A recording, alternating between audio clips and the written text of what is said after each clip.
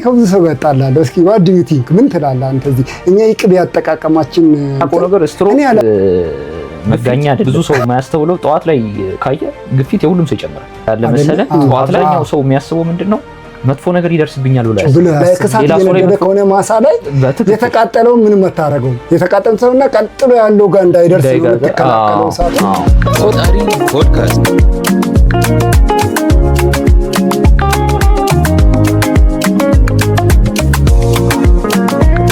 ሰላም እንዴት ናችሁ? እንዴት ናችሁ? ውድ ቤተሰቦች የቆጣሪ ፖድካስት ቤተሰቦች ተመልሰናል። ስንተኛ ኤፒሶዳችን ነው? ሶስተኛ ኤፒሶዳችን ነው። ባለፈው ኤፒሶድ እንዴት አገኘኸው? አረ በጣም አሪፍ ነበር።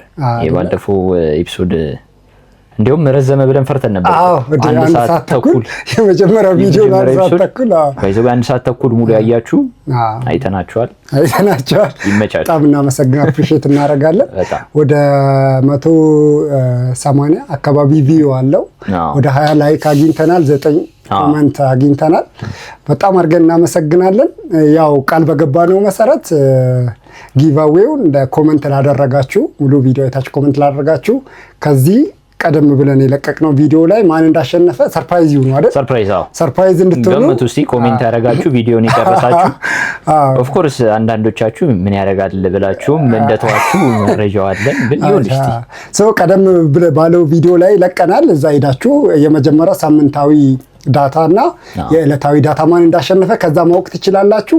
ያሸነፋችሁት ሰው ስም ኢሜይሉን ብቻ ስለሆነ የጠቀስነው ማንነታችሁን እዛው ባስቀመጥነው ቴሌግራም ዩዘር ኔም ወይ ደግሞ እዚህ ጋር በምናስቀምጠው ዩዘር ኔም እባካችሁ ስማችሁን አሳውቁና ዳታችሁን እንድትወስዱ እንጠይቃለን።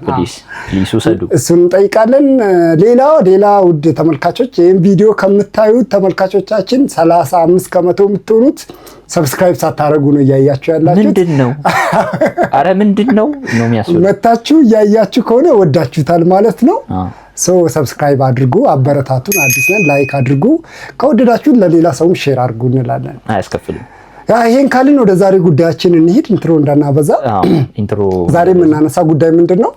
ዛሬ እንግዲህ ዋነኝነት ኦፍ ኮርስ ነገሩ የቆየ ቢመስልም ያው ከጊዜው አንፃር ነው እንጂ እስቲል አብሮን ያለ ግን አብዛኛው ሰው ቤት ውስጥ የሚቸገርበት ኢሹ ይመስለኛልና ብዙዎቻችንም ጋር ሀፕን ያደረገ ነገር ያለ የሚመስለኝ ነው። በቅርቡ እንደምናውቀው የምንወደው ኮሜዲያን በጣም ልጅነታችንን ያሳመረልን ኮሜዲያን ባይዘው ትክክለኛ ስሙ በረከት ነው አይደል? ግን ማንም በበረከት አይጠራውም። ኢቭን ባለፈው ከሴፉ ጋርም ኢንተርቪው እያደረጉ ፍልፍሉዬ እያለ ነው። እውነቴን ነው። ፍልፍሉ እንግዲህ በቅርብ እንደምናውቀው ድንገት ስትሮክ አታክ አጋጥሞት ነበረ። ይሄ ጉዳይ አሁን ከጊዜያዊነትም ጋር ተያይዞ ከሱም ባለፈ ደግሞ ትልቅ ኢሹ ነው እና የተወሰነ ጉዳዮችን ብንልበት ማህበራዊና ጤና ነክ የሆኑ ጉዳዮችን የተወሰነ ብንልበት ብለን ነው። ስፔሻሊ አሁን ብዙ ሰውም በጣም በተለይ ኢትዮጵያ ውስጥ አስገራሚ ነገር ሆኗል። ነገሮች ጨማምሯልና ቁጥሩም መደጋገሞችም ስላሉ አሁን ብዙ ሰው እንግዲህ ታዋቂ ሰው ጋር ሲደርስ ነው ነገሩን እያወቀው የሚመጣው ያረጋ ያለው እንጂ እውነትን በቅርባችን በጣም ብዙ የምናውቃቸው ብዙ ሰዎች አሉ። ስለዚህ እናነሳለን ዛሬ። እንግዲህ አብራችሁን ቆዩ። በአሁኑ ዳታ ሽልማት የለንም። በአሁኑ እንዴት ነው ትሸልማላችሁ? ትፈልጋላችሁ? አረ ሽልማት ይኖረናል። ውድ ተመልካቾች እንደተለመደው ይሄን ቪዲዮ ሙሉን አይቶ ለጨረሰ እንደ ባለፈው ረጅም አይሆንም አይቶ ለጨረሰና ማንኛውም አይነት ኮሜንት ላደረገ ተመልካቾች ዕጣ እናወጣለን። አንደኛ ለወጣው ዕጣ ሳምንታዊ አንሊሚትድ ዳታ በቴሌ ወይ በሳፋሪኮም በፈለገው፣ ሁለተኛው ደግሞ ዕለታዊ ሳምንታዊ ዳታ ይወጣል። ይሄን ቪዲዮ መመልከት፣ ከዛ ሰብስክራይብ ማድረግ ቻናሉን፣ ከዛ ምንም አይነት ኮሜንት መስጠት የሚያሸልም ዕጣ ውስጥ የሚከት ይሆናል። አብራችሁን ቆዩ። ቆጣሪ ፖድካስት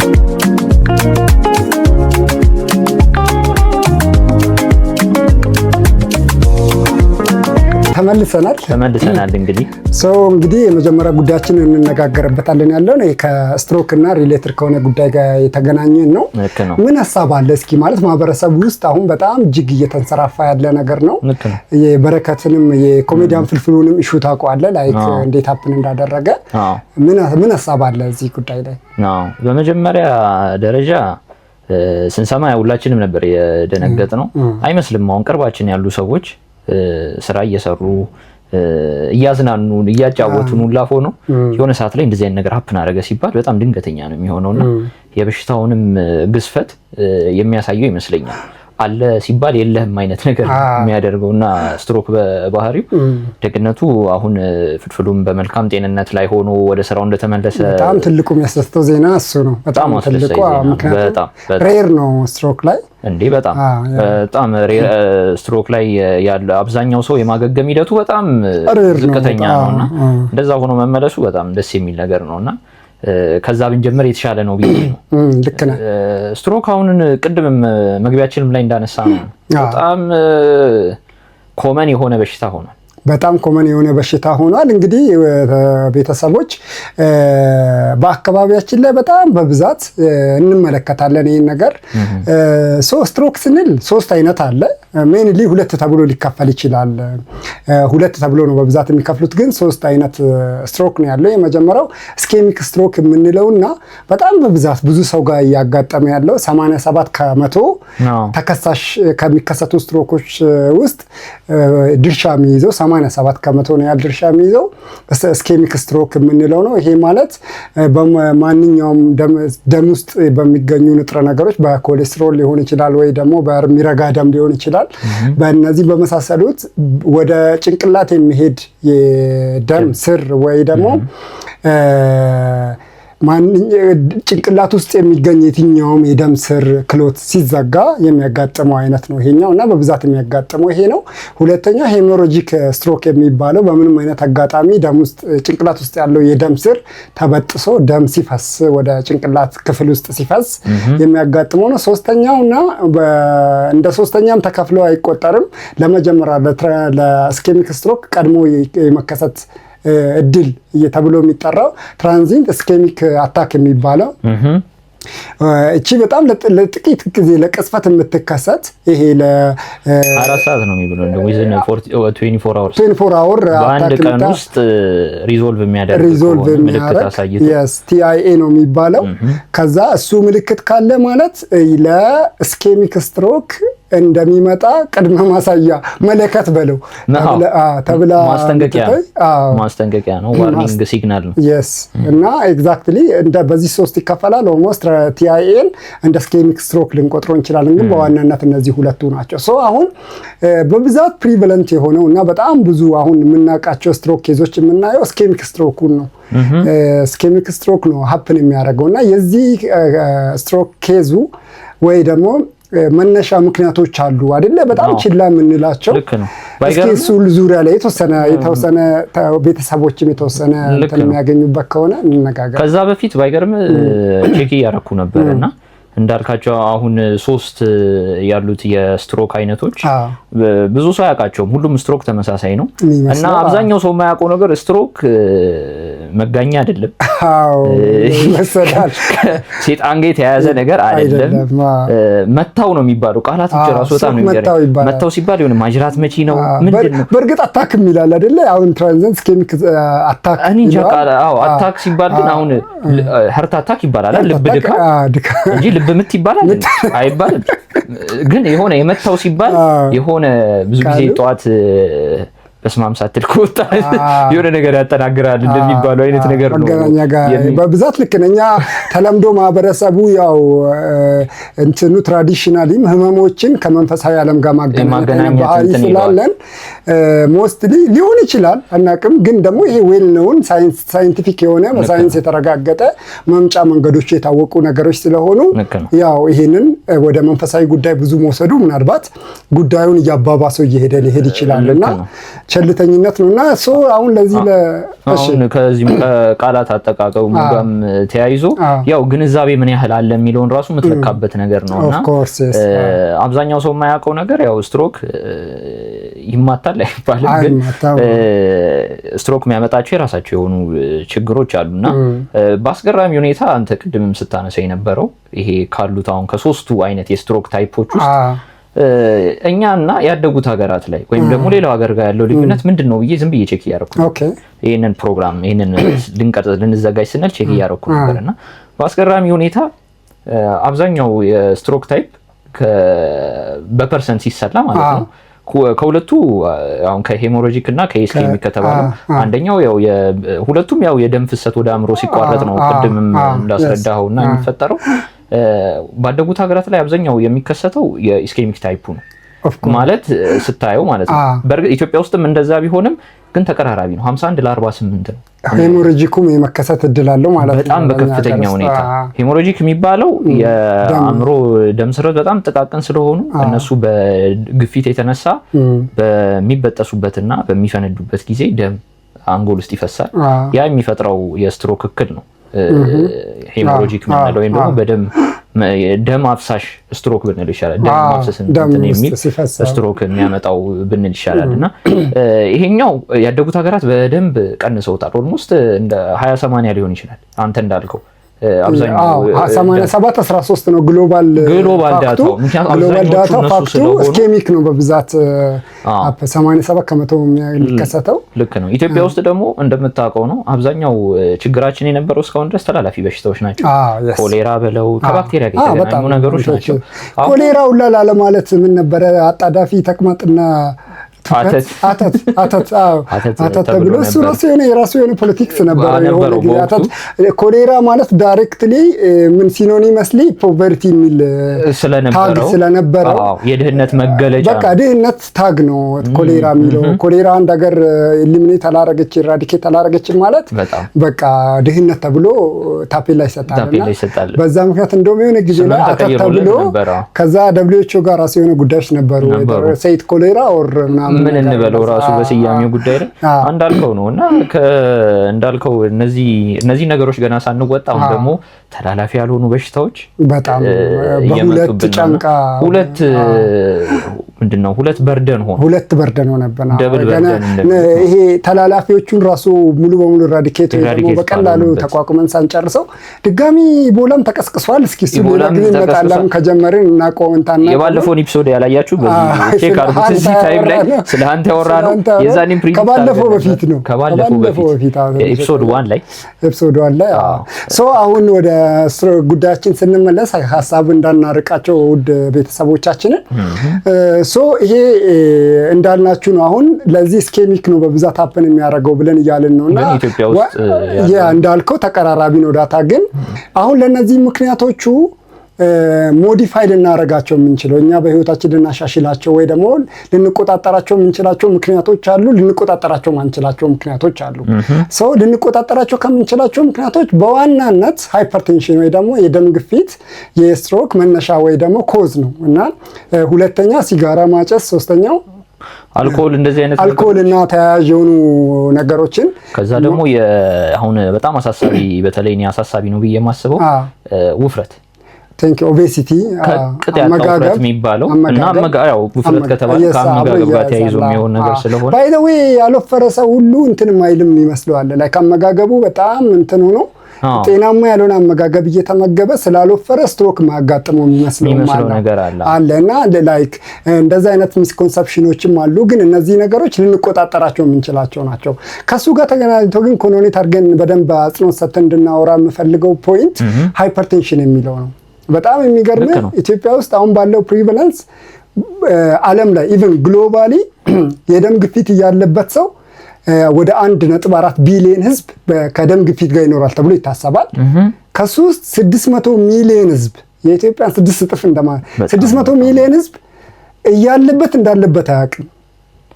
ስለዚህ ቁጭ ብሏል ማለት ከሱ እውነቴን 800 ሚሊዮኑ ያውቃል፣ 600 ሚሊዮኑ አያውቅም። ከ800 ሚሊዮን ውስጥ ደግሞ ወደ ግማሽ የሚሆኑት እያወቁ ክትትል አያረጉም፣ የህክምና ክትትል አያረጉም። እንዳለባቸውም እያወቁ አያረጉም። ይሄ ፋክት እዚህም በጣም ብዙ አለ። ልክ ነው። በጣም ብዙ አለ። በጣም ብዙ ሰው የደም ግፊት እያለበት መድኃኒትን በትክክል አለመውሰድ ወይ ደግሞ ቁጥር ብቻ የሚመስለው አለ እና ደም ግፊት አስቸጋሪ የሚያደርገው ነገር ምልክት አይሰጥህም። ላይክ ገዳይ በሽታ ነው አይደለ? ኦርጋን ዳሜጅ ጋር ሲደርስ ነው የምታቆም። ሳይለንት ኪለር ነው የሚባለው ኦርጋን ዳሜጅ ማለት በጣም የደም ሰፕላይ የሚበዛባቸው የሰውነታችን ክፍሎች አሉ። ላይክ ኩላሊት፣ ጭንቅላት፣ ጉበት እነዚህ በጣም ብዙ የደም ሰፕላይን የሚቀበሉ በጣም ለብቻቸው ከ20% በላይ የደም ሰፕላይን ዲማንድ የሚያደርጉ የሰውነታችን ክፍሎች ናቸው። ሶ እነዚህ ጋር ይሄ ግፊት እየበዛ ከመጣ የነዚህ አካላቶች የደም ስሮች ቀጫጭን ናቸው። እነሱ መጎዳት ሲጀምሩ ኦርጋን ዳሜጅ ጋር ደረሰ ማለት ነው። ኦርጋን ዳሜጅ ጋር ከደረሰ በኋላ ለሕክምና መሯሯጥ ኢት ኢዝ ሰምቲንግ በቃ አሁን አንዱ እንግዲህ ከጭንቅላት ውስጥ አንዱ ኮዙ ስትሮክ ነው። አሁን ከሱ ጋር ተገናኝቶ የሚገናኘው ይሄ ነው። ስትሮክ የደም ግፊትን መቆጣጠር በምንችልበት ጊዜ ካልተቆጣጠር ነው፣ መቆጣጠር ባለብን ሰዓት ካልተቆጣጠር ነው፣ ስትሮክ አንድ ሀፕን ካደረገ ቤተሰቦች ስትሮክ ትሪት አይደረግም። ሁለተኛ ስትሮክ እንዳያጋጥም ነው አይደለ ትሪትመንት የሚደረገው። መጀመሪያ ይዳን ሰውየው ኒውሮፕላስቲሲቲ ሰርቶ ልክ ነው ወደ ጤናው ይመለስ ማለት ወደ ጤና ይመለስ ሲባል ከስትሮክ በፊት ወደ ነበረበት አቋም ይመለስ ሳይሆን ቢያንስ ወደ እነዚህ ፈንክሽናል የሆኑ ስራዎችን መስራት። ፓራላይዝ ከነበረ እንዲንቀሳቀስ ፊዚዮቴራፒ፣ ማውራት የሚችል የነበረው ስፒች ቴራፒ እንዲያደርግ፣ የንግግር ሕክምና እንዲያደርግ፣ መናገር እንዲችል እንደዚህ አይነት ነገሮች ናቸው የሚሰጡት አንተ እንዳልከውና ከዛ ቀጥሎ ሚድን ነገር አይደለም ሶ እንትኑ ምንድናቸው የሚያሳያቸው ምልክቶች አሉ አይደለ? እንደውም ምን ተብሎ ነው ትምህርት ላይ ፋስት ብለን የያዝናቸው ነገሮች ነበሩ። ላይክ ኤፍ ስታንድስ ፎር ፋሻል፣ ይሄ የፊት መቀየር ድንገት ከተከሰተ ራሱ አድማጮች አንዳንዴ ለመለየት ተመልካቾች ለመለየት የምንጠቀምባቸው እንትኖች አሉ አይደለ? ላይክ ኤፍ ስታንድ ፎር ፌስ፣ ሰውዬ ፊቱ ላይክ መታዘዝ አለመቻል፣ ላይክ የፊት መጣመም ወደ አንድ ማጋደል፣ ስፔሻሊ ከእንዲህ ከእንትን ጋር በተገናኘ ከንፈር ጋር ቀደም ያለው ማለት ነው። ብዙ ጊዜ እንደዚህ አይነት ነገር ሲያጋጥም ብዙ ሰው አስዩም የሚያደርገው እንደውም መጋኛ አይነት ነገር ነው ስለሚባል ማለት ነው። አዎ የፊት ድንገተኛ የሆነ የፊት እንትን ማለት የፊት ኖርማል የሆነውን ቅርጽና እንትን ማጣት በአንድ በኩል መጣመም ሊሆን ይችላል ወይ ደግሞ ለየት ያለ ነገር ሊሆን ይችላል። ብቻ ፊት ላይ የነበረው ከዚህ በፊት የነበረው እንትን ለየት ማለት የመጀመሪያው የስትሮክ መከሰቱን የሚያሳይ ሳይን ሊሆን ይችላል። እኛማ እንደውም እሱ ነው መገናኛ የሚለው እኮ ሰው ፊቱ ተጣመመ በቃ መጋኛ ጠዋት እኮ ሌሊት ሊወጣ ሲል ባይገርምህ ብዙ ጊዜ በተለይ በግፊት ምክንያት የሚከሰተው የስትሮክ ታይፕ ግፊት ብዙ ሰው ማያስተውለው ጠዋት ላይ ካየ ግፊት የሁሉም ሰው ይጨምራል አይደለ? ጠዋት ላይ ምክንያቱም የሆርሞንም እንትኖች በተለይ እነዚህ ለስራም ለእንቅስቃሴ የምንገለገልባቸው ሆርሞኖች የሚመነጩት ጠዋት ላይ ስለሆነ የግፊት ጠዋት ላይ ኤርሊ ሞርኒንግ የምትለካው ከፍ ይላል። እያየሁ ነበር ዳታውንም ተመልካቾችን ማየት ትችላላችሁ። አብዛኞቹ ስትሮክ የሚከሰቱት ጠዋት ላይ በተለይ ከግፊት ጋር ተያይዞ ከሆነ ጠዋት ላይ በጣም ያጋጥማል። አብዛኛው ሰው ማያውቀው እሱን ነው። ያ ደግሞ ምክንያቱ የሆነው ትንሽ ተፈጥሯዊ የሆነች የግፊት መጨመራለች ጠዋት ላይ። ኢትዮጵያ ውስጥ ዳታው ይሰራ ባላቅም አብዛኛው ከፍተኛ የሆነ የግፊት መጠን የሚለካው ጠዋት ላይ ነው። እና ከመጋኛ ጋር ጠዋት ላይ ስትሮክ ሃይላይትሊ ጠዋት ሰው ፊቱን ተመታ የሚባለው ከዛም ጋር ሊሆን ይችላል። እና በእርግጥ ጥናት ያስፈልጋል፣ ግን ያስፈልጋል እሱ እንደዛም ሊሆን ይችላል። ሁለተኛ አንድ ሳይድ አርም ዊክነስ ሊያጋጥም ይችላል። ላይክ አንድ እጅ በደንብ የሆነ ነገር አነሳ አንድ እጅ ዊክ ሊያደርግ ይችላል። ይሄ ምንድነው የምንለው? ሄሚፓራሲስ የምንለው ግማሽ አካል ሄሚያልጂያም ሊባል ይችላል። በጣም ከፋና በቃ ሙሉ በሙሉ ፈንክሽናል ሲሆን ሄሚያልጂያ ሊሆን ይችላል። ሶስተኛው ምንድነው? ስፒች ላይ ንግግራቸው ስለሪ ሊሆን ይችላል። ንግግር ላይ ያው መንተባተብ መጀመሪያ ከምናውቀው ንግግር ላይክ ምላስና አካባቢ አፍ አካባቢ ድምጽ የሚያወጡ አካላቶች ይያያዙ የሚል አይነት ድምጽ በመሃል አይነት የሚያጋጥም አይነት ሐሳብን መግለጽ አለመቻል እንደዚህ አይነት ነገሮች ያጋጥማሉ። እነዚህ ነገሮች ናቸው በዋናነት ምልክቶቹ። ምናልባት እነዚህ ነገር ተከሰተ ማለት ቶታሊ እሱ ነው ማለታችን አይደለም። እኛ ጀስት ከተረዳ ነው ለእናንተም ደግሞ መልእክት ማስተላለፍ ከምንፈልገው ፖይንቶች እነዚህ አሁን ውጭ ሀገር ላይ ፋስት የምትለው ራሱ ሰዎች በቀላሉ እንዲሸመድዱት ተደርጎ ተባለ እንጂ ስትሮክ ብዙ ሰው የማያውቀው ወደ ሆስፒታል የሄድንበት የጊዜ የሰውየውን በህይወት የመትረፍ እና ደግሞ ከዛም በኋላ የመጋገም እንትኑን ይወስነዋል። ለምሳሌ 5 ደቂቃ ራሱ በጣም ማተርታረ 5 ደቂቃ አይደለም 1 ደቂቃ በአንድ ደቂቃ ውድ ቤተሰቦች በአንድ ደቂቃ ለአንድ ደቂቃ ደም ወደ ጭንቅላት የሚሄደው ከተዘዋወረ እዛ አካባቢ ደም የሚያጡ 1.9 ሚሊዮን ሴሎች ይሞታሉ። በአንድ ደቂቃ ፐር ሚኒት ከሰውነታችን ስግብግብ ፋርማኮሎጂ ታስታውሳለህ? ስግብግብ የሚባሉ የሰውነት ኦርጋኖች አሉ። ስግብግብ ከነሱ ውስጥ ብሬን በቃ ዋነኛው ነው። የሰውነትን ካሎሪ 20 ከመቶ ለብቻው ይወስዳል። ካሎሪ ማለት እንግዲህ የደም ሰፕላይ ነው። ደም ምግብ ይዘው የሚሄደው እሱ ስለሆነ በጣም ብዙ ደም እየሄደ በሄደ ቁጥር ካሎሪ በዛ ልክ ይጠቀማል። ብዙ 20 ከመቶ የሚጠቀመው እሱ ነው። ምንም ትግስትም የሌለው እሱ ነው። ለሰከንድ ከተቋረጠ እንግዲህ እንዳያለ እንዳለ ነው። በአንድ ሚኒት ደም ለአንድ እዛ አካባቢ ወደ ሴሎች የሚሄድበት ከተቋረጠ 1.9 ሚሊዮን ደግነቱ በጣም ብዙ ቢሊየንስ ኦፍ ትሪሊየንስ ኦፍ ሴሎች ስላሉ ግን ይሄም ማሰብ ነው። በየ2 ደቂቃ እየቆየን በሄድን ቁጥር ምን ያህል ሴሎች እየሞቱ እየሄዱ እንደሆነ መረዳት አለብን። ሁለት ያነሳሁት ደግሞ ይህቺ በተለይ ፋስት የምትለዋ እንትን ፋስት ራሱ ትርጉም አላት አይደል? ፍጥነት ወይም ደግሞ ቶሎ ድረስ ነው። ስለዚህ ወደ እነዚህ ምልክቶች ካያችሁ በአፋጣኝ ወደ ሕክምና ቶሎ በጣም ጊዜ አለመዘግየት በትልልቁ ሕክምና ስትሮክ ያው ክሊኒክ ውስጥ አይታከምም።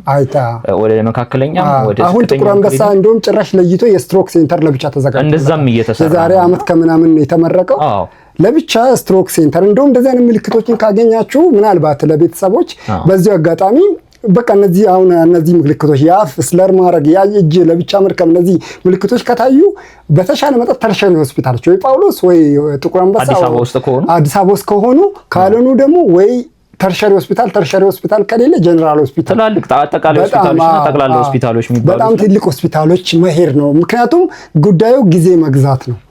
ጉዳዩ ጊዜ መግዛት ስለሆነ አንድ ደቂቃ በዘገያችሁ ቁጥር በህይወት የመቆየትና ያለ መቆየት ላይ ቁማር እንደመጫወት ነው። ፋስት የተባለውም ለዛ ነው። እነዚህ ምልክቶች አሁን አብዛኛው የማህበረሰባችን ክፍል አያውቃቸውም።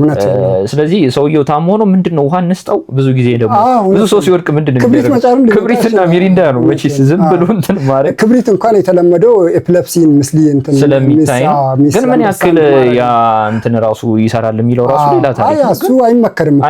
ግን የሚደረገው ብዛት ሚስ አንደርስታንድ የሚደረገው ክብሪት መጫር ለኤፒሌፕሲ አቶኒክ ስፔሻሊ አቶኒክ የምልክት እንትን ሰውነታቸው ቶን የሌለው ዝም ብሎ የሚወድቁ ለነሱ ነው የሚደረገው። ይሄኛውም ግን የሆነ ነገር የሚደረጉ ነገሮች አሉ እና እንደዚህ አይነት ነገር ሲከሰቱ ግን እኛ የምንለው ምንድነው በአፋጣኝ ወደ ሕክምና ቦታ ቶሎ እንድትይዙ ነው። ምክንያቱም ጊዜው በዘገየ ቁጥር እንዳልነው ነውና ቶሎ ወደ ሆስፒታል በደረሰ ቁጥር ቶሎ ሕክምናውን ባገኘው ቁጥር የዛ ሰው ደግሞ የመዳንና የማገገም ቻንስ ኢቭን ሕክምናው ራሱ we don't want ቴክኒካሊ ልንገባ አንፈልግም።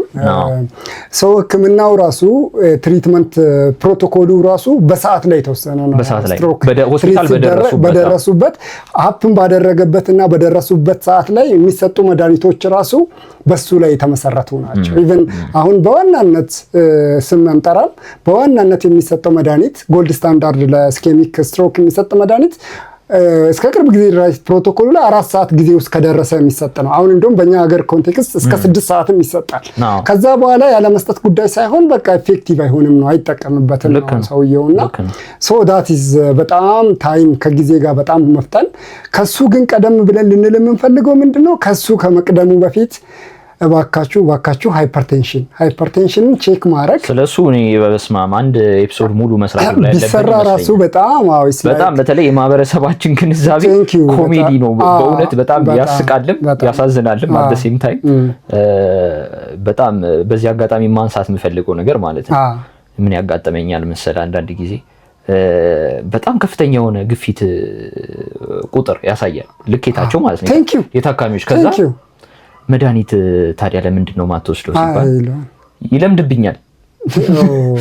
ይለምድብኛል የሚባል አባባል አለና የሚገርም ጥቂት ሰዎች ላይ አይደለም ይሄን የምታየው በጣም ብዙ ሰው ኮመንሊ በጣም ብዙ ሰው ይለምድብኛል የሚል ፍራቻ አለውና መድኃኒት አይለምድም ወደ ስንትን ከምንሰናበት መድኃኒቱን በአግባቡ መውሰድ አዲክሽን አይደለም ሲጀምር ነገር ሱስ የሚያስይዝም ነገር አይደለም መድኃኒት ከጀመርኩ አይቋረጥም ስለዚህ ይለምድብኛል ግን ከህይወት የሚበልጥ ደግሞ ምንም ነገር የለም እና ደግሞ ኮስት ኦፍ ኦርጋኖቻችን ዳሜጅ ሲሆኑ ነው የምንደርሰው። አሁን ዛሬ ስለ ሃይፐርቴንሽን ነው እያወራን ያለ ነው።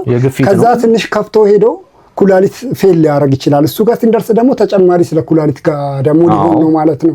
ሶ መድኃኒቶቹ በጣም የዛን ያህል ደግሞ የሚጎዱ አይደሉም አይደለ? መጀመሪያ ጊዜ አካባቢ የመላመድና ራስ ምታት ምናምን ጋር የተገናኙ ምናልባት ሊሆኑ ይችላሉ፣ ግን የዛን ያህል አይደሉም። ይለምድብኛል ህይወትን ሪስክ አድርጎ ከመኖር ኢትስ ቬሪ ቤተር። ከፍተኛ የሆነ የማህበረሰብ የግንዛቤ ችግር ይመስለኛል። ይለምድብኛል የሚለምድ ነገር የለም ተመልካቾቻችን። ጤናቸው ግን ወርዝ እያደረገ እየሄደ ያው ለህይወታችሁ በዛው ለመምራት አስፈላጊ ነገር ነው። ሁለተኛ የህመሙ አንዳንዴ ህመም ጥሩ ነው። በሽታ ነው አይደል? በሽታ ህመም ያለው አለ፣ ህመም የሌለው አለ። ህመም መኖሩ አንዳንዴ ጥሩ ይመስለኛል። የዚህ በጣም አስከፊ ነገሩ ምንድነው? ህመም ስለማያይ ሰው ምልክቶች ስለማያይ ደህና ይመስለዋል። ላይክ በቃ ውስጥ ላይ ምን እየተደረገ እንደሆነ አንደርስታንድ አያረጋም፣ አይረዳም። ብዙ ሰው ይሄ ኦርጋኖቻቸው ምን እየሆኑ እንደሆነ አይረዳውም እና ድንገት ኮላፕስ ሲያደርገው ሲወድቅ ማወቅ ነው። ሁለተኛ ከዚህ ጋር አጽንኦት ሊሰጠው የሚገባው ግፊት ኖሮ ዛሬ በጣም ወጣቶች ላይ እያጋጠመ ነው። ኢቭን ስትሮክ ሁላ ግፊት ሄዶ ስትሮክ ሁላ ወጣቶች ላይ እያጋጠመ ነው።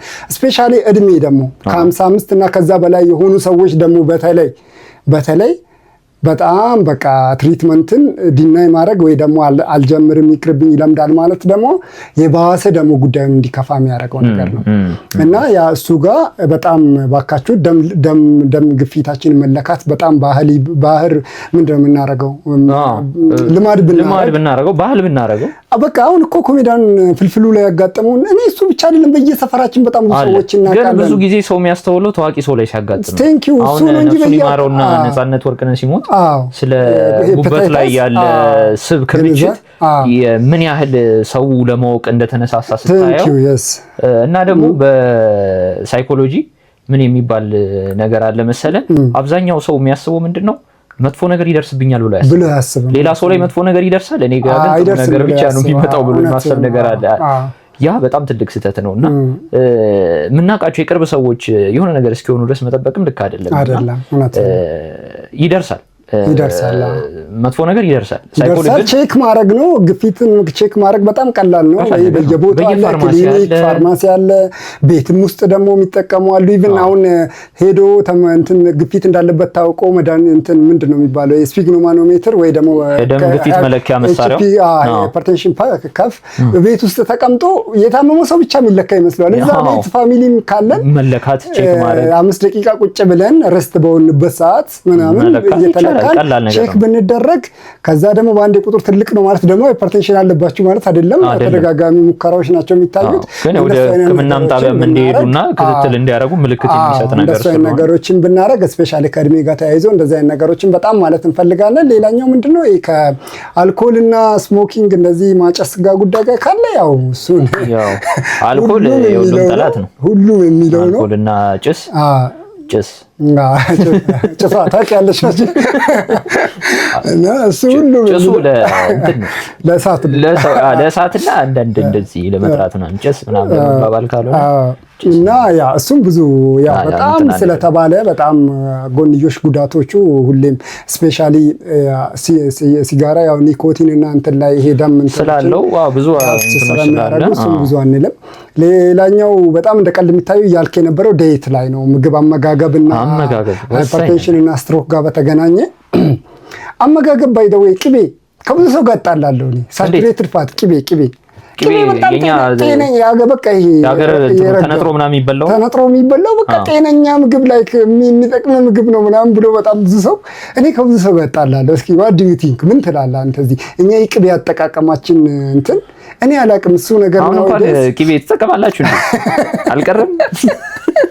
አረሰውበታል ማለት አረተው የምንም ሰውበታል በጣም ነው የሚጠቀመው ሰው ማለት ብዙ ሰው ኑሮ ምናምን እያለ እንትን እያለ ስለሆነ ግን እንደውም እኔ የሚያስፈራኝ ከቅቤ ይልቅ የዘይት አጠቃቀም ነው። ዘይትን ማለት ዘይት ተወዶ ራሱ ሰው ሳቹሬትዱ ዘይት በደሞ በተለይ ሳቹሬትድ ማሙሽ ፀሐይ ላይ ወጣው ፀሐይ ላይ ይሞቃል ምናምን የሚባለው ዘይት ከሱ ጋር የተገናኘ ብዙ ጊዜ ይሰራበታል። ብዙ ቪዲዮዎችን ማይቶ ሊሆን ይችላል። ግን እውነትን ግን ቅቤ እንዳልከው ምን ያህል ያህል ሰው ምን ያህል ይጠቀማል የሚለው አንዳንድ ሰው ምን አይነት አስተሳሰብ አለው። እኔ በእርግጥ ዳታ አላየሁም፣ መረጃውም ሪሰርችም የለም። እንደዚህ እኛ ሀገር ውስጥ ቅቤ አሁን በጣም በእኛ ሀገር ስለሆነ ውጭ ሀገር የሚጠቀሙትን ቅቤ ካየ የገበታ ቅቤ ነው። እንደኛ ቅመማ ቅመም ተጨምሮበት ይሄ ስናነጥር እኮ ሳይንስ ነው፣ ኬሚስትሪ ነው ማለት ብሬኪንግ ባድ ግን እንትን ኪችን ውስጥ ማለት ነው። ብሬኪንግ ባድ እንደ ኪችን ሲሪየስ ኮንተንት ሲሪየስ ምንድነው ሲዘን እንትን ኤፒሶድ ነው።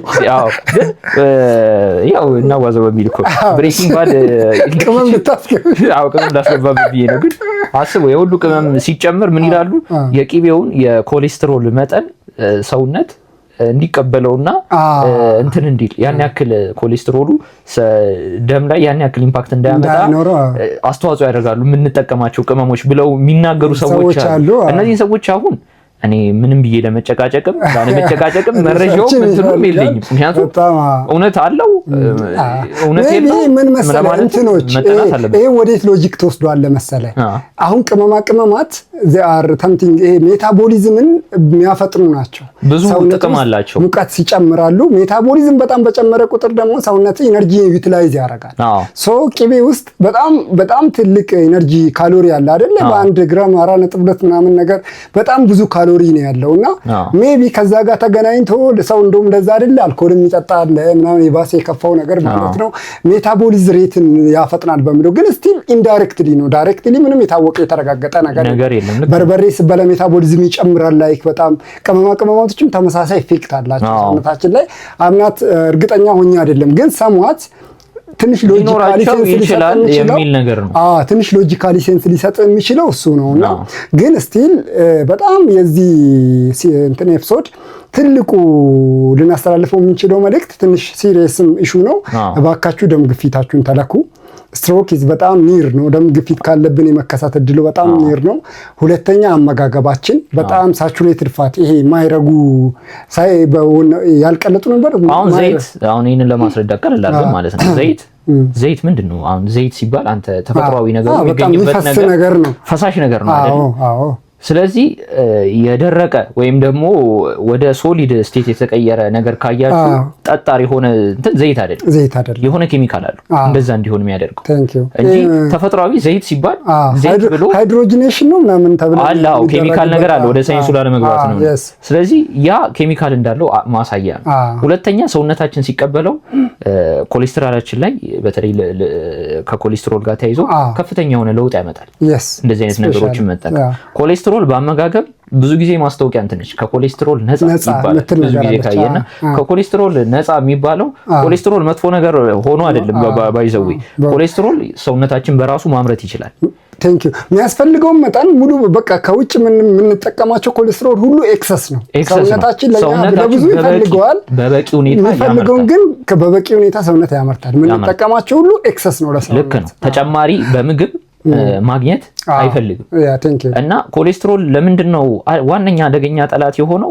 ከብዙ ነገር ጋር የተገናኘ ነው። በተለይ ከልብና የደም ስር በሽታዎች ጋር ተያይዞ ኮሌስትሮል ምን እንበል ሁሉም ነገር ላይ ያለበት ኮሌስትሮል ካለመቆጣጠር እንዳልከው የመጀመሪያው ይሄ ኢስኬሚክ ስትሮክ የሚባለው መጀመሪያ ላይ ያነሳንላችሁ ለአብዛኛው ጊዜ ተጠያቂ የሚሆነው ኮሌስትሮል ነው። ያኛው ደግሞ ይሄ የደም ሄሞሮጂክ ምንለው ደግሞ ደም መፍሰስ የሚያመጣው የስትሮክ ታይፕ ደግሞ ብዙ ጊዜ ከግፊት ጋር ይገናኛል። ኮሌስትሮልን ያነሳ ነው ብዙ ጊዜ ከአመጋገባችንና ከምንጠቀማቸው ነገሮች። አሁን እንዳልነው ዘይት የረጋ ዘይት ተፈጥሯዊ ይዘቱን ቀይሯል። ምክንያቱም ዘይት ፈሳሽ ነው፣ ግን ሲመጣ የረጋ ዘይት እንትኑ ነው የሚመጣው፣ ጠጣሩ ነው የሚመጣውና ያ በራሱ ሰውነት ላይ የሚያሳድረው የሆነ የራሱን የቻለ ተጽዕኖ አለውና ያንን እንዲያስቡበት በዚህ አጋጣሚ ማለት ነው። በጣም ሲሪየስ የሆነ ነገር ኮሌስትሮልን መለካት ቀላል ነው። በተለይ ደግሞ በጣም ባንዲት ደናሙና ስፔሻሊ ቅጥ ያጣው ፍረት ያለባቸው ሰዎች እና እድሜያቸው በተለይ ከ40-45 በላይ ሆኑ ሰዎች ባይ ዲፎልት ቼክ ቢያደርጉት። ምክንያቱም ከዛ በኋላ እኛ ሀገር እኮ አልተለመደም እንጂ እኮ እድሜው ከ55 ዓመት በላይ የሆነ ሰው ባይ ዲፎልት ምንም አይነት ኮሌስትሮል ሌቭል ላይ ሆነ ስታቲን መጀመር ይመከራል አይደል? መድኃኒቶች ይመከራሉ። አንዳንድ የሚታዘዙ መድኃኒቶች አሉ ቅድመ ለመከላከል መድኃኒት የሚመከሩ አሉ። በቃ ምንም ቢኖር ባይኖርም 50 ዓመት ካለፈው በኋላ ሰው እሱ እንደው ጽድቁ ቀርቶብኝ ይቅርና ቼክ አፕ ብናረግ እሱን እንመክራለንና ኦፍ ኮርስ ያለንበት የኑሮ ሁኔታ አንዳንድ ሰው እንዴ መጀመሪያ ስንት እንትን ያለ ቼክአፕ እኮ ብዙ የሚወስድ ነገር አይደለም። አሁን ኮሌስትሮል እንደዚህ ግን ብዙ ነገር ይመስላችኋል ማረጋ ትልቅ ነገር ቼክአፕ ማድረግ አርጎ ማወቅ ይውሉት ከዛ በኋላ ምን ይሆናል አትሊስት ኤክሰርሳይዝም እናደርጋለን። ሌላው ራስን ማወቅ እኮ ጥሩ በቃ ማወቅ ነው እኮ ከዛ ምናልባት ትሪትመንቱ ህክምና ነው አይደለ ትንሽ ውድ ሊሆን የሚችለው ራስን ማወቅ ግን አንድ ነገር ነው። አመጋገብ ትጠነቀቃለህ እንትን ትጠነቀቃለህ የሆነ ነገር ታረጋለህ መሮጥ ትጀምራለህ ለታክሲ 1 ኪሎ ሜትር ተሰልፈህ የምትጠብቀው በእግር መሄድ ትጀምራለህ። ማወቅ ነው ይሄ ሁሉ ከማወቅ ራስን ከማወቅ ነው የሚመጣውና ሪስፖንሲብሊ ራሳችንን ብናቅ አመጋገባችንን እናስተካክል ከምንም በላይ ደግሞ ቼክአፕ ብናረግ በጣም እንመክራለን። እንግዲህ በሽታ ሁላችንም እንደው በጠፋልን እንላለን በጣም ግን ደግሞ የሚያጽናና ምንድነው እኛ ልናጠፋው የምንችለው ነገር ስለሆነ በጣም የኛን ትኩረት አሁን እንደበቀደሙ ኢቦላ ሃንታ ቫይረስ የሚያነሳ ነው በቃ የሆነ ባስወግድልን የምትለው አይደለም ይሄ እኛ ኮንትሮል ልናረጋው የምንችለው ነገር ነው። ስፔሻሊ ይሄ ኮንትሮል ልናረጋቸው የምንችላቸው ነገር ቅድመ መከላከል ብዙ አማራጮች አሉትና እነሱ ላይ ፎከስ ማድረግ ሞር የተሻለ ነው። ይሄንንም ኤፒሶድ እንድንሰራ ያነሳሳን ነገር ምንድነው ዋናው ሰዎች ስለ ስትሮክ ያላቸው ግንዛቤ አናሳ ነውና ስለ ስትሮክ ማወቅ ያለባችሁን ነገሮች በሙሉ አንስተናቸዋል ብለን እናስባለን። በተለይ ለማህበረሰቡ ከህክምና ጋር ራሱ ምንም አይነት ዕውቀት የሌለው ሰው ይሄንን ቪዲዮ አይቶ ቢያንስ የሆነ ጥንቃቄ እንዲያደርግና በተለይ አሁንም ደግሜ እናገራለሁ ቅድም ያልናቸውን ቅድመ ማስጠንቀቂያ ምልክቶቹን እነዚህ ሶስቱ ፋስት ብለን ያዝነው በፍጥነት ሆስፒታል መሄድ ደግሞ በሰውየው በህይወት የመትረፍና ያለ መትረፍ ላይ ያለውን ወሳኝ ነገር እንዳይረሱት። ምክንያቱም አብዛኛው ኦልሞስት ስታቲስቲክሱን ብታየው ወደ ኢትዮጵያ ውስጥ አብዛኛው ሰው በስትሮክ ሆስፒታል ሲገባ የመዳን ቻንሱ በጣም ትንሽ ነው። ለምን በጣም ዘግይተን ነው በርግጥ ኦን ቶፕ ኦፍ የኛ ትራንስፖርትና ሆስፒታል ችግር ሆስፒታል መጥራት አለ። በርግጥ ስትሮክ ከሆነ ምልክት ከሆነ ላይክ በጣም ኤመርጀንሲ ነው ሁሉ ቅድሚያ ነው ግን መድረሱ ነው አንዳንዴ ብዙ ጊዜ ሹ ሊሆን የሚችለው መንገድ ትራንስፖርት እንደዚህ አምቡላንስ ስልክ ብዛት የለንም እንደዚህ ነገሮች ናቸው። ግን ሰዓትና የመዳን እንትን ፕሮፖርሽናል ናቸው። ሰዓት እየራቀ በሄደ ቁጥር የሪከቨሪ ፉል ሪከቨሪ እንትኑ በቃ እያነሰ ይመጣል። እንዲህ ምንድነው የሚባለው ይላል ግራፉ ተቃራኒ ነው። እንዲህ ነው አንደኛው ወደ ላይ ሲወጣ አንደኛው ወደ ታች ይወርዳል ማለት ነው። ሶ በተቻለ መጠን ስፔሻሊ ደግሞ በምንም አይነት ወይ 4 ሰዓት ደግሞ ባያልፍ በርግጥ ይሄንኛ ሰዓቱን ከታርገን እንመክርም ግን በተቻለ መጠን በፍጥነት ብንደርስ እንደሌላኛው ህመም ሚድን በሽታ ስላልሆነ ኮንትሮል ሪከቨር ነው ቀጥሎ የሚጎዱ ሴሎች እንዳይደርስባቸው ለክሳት እየነደደ ከሆነ ማሳ ላይ የተቃጠለው ምንም መታረገው የተቃጠለውና ቀጥሎ ያለው ጋር እንዳይደርስ ነው ተከላከለው እሳቱ ያ እሳት ጋር እንዳይደርስ ሰዓት ማተር ያደርጋል ማለት ነው። ማሳ ሙሉ በሙሉ ተቃጥሎ ካደረሰ ለምሳሌ መርካቶ ውስጥ ጥግግት ብለው ያሉ ሱቆች አንደኛው ሱቅ ቢቃጠል አጠገቡ 100 ሱቆች ቢኖሩ 99ኙ እንዳይቃጠሉ ነው እሳት አደጋ የሚደርስበት ፍጥነት እንጂ ተቃጥሏል ምን ማለት እኛም ሆስፒታል የሚደርሳችን ፍጥነት እሳት አደጋ ወደ እሳቱ የሚደርስበት ፍጥነት ጋር ተመሳሳይ ነው ለማለት እንወዳለን።